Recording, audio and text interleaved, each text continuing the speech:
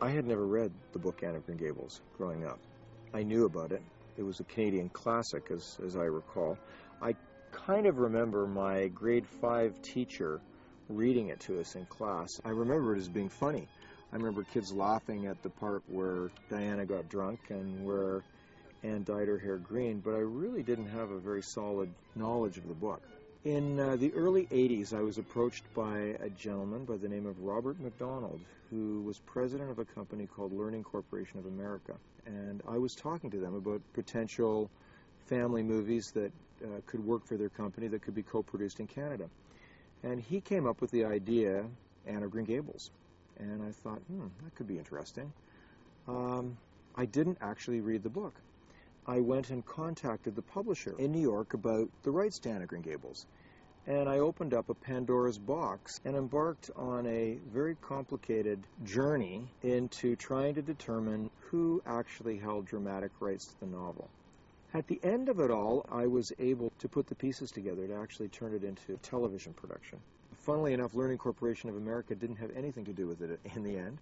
Contacting both CBC and PBS allowed me to put together a co-production between Canada and the United States that would finance the production. I then sat down and read the book. Kevin was surprised at what he found upon finally reading the book.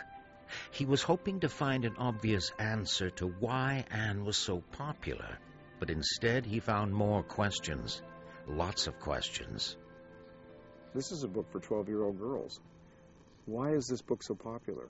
Why would anyone think this would be a really great idea? Now, that sounds foolish to think that you'd go ahead and do all this work, but I made certain assumptions about the thing based on my recollection of it, not having read it. The first read that I gave it was a good, solid read. What would I do if I was actually going to dismantle this book and try and adapt it and turn it into a screenplay?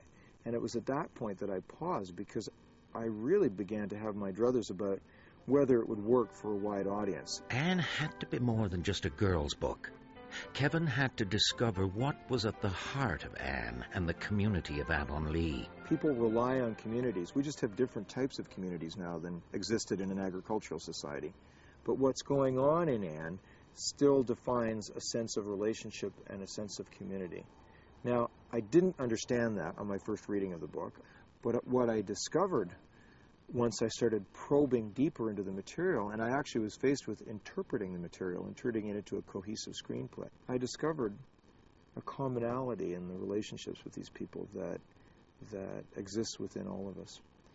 And I was able to interpret what Lucy Maud Montgomery had put down on paper in a kind of a super Victorian prose, a very colorful, very overly poetic in some ways, manner of writing.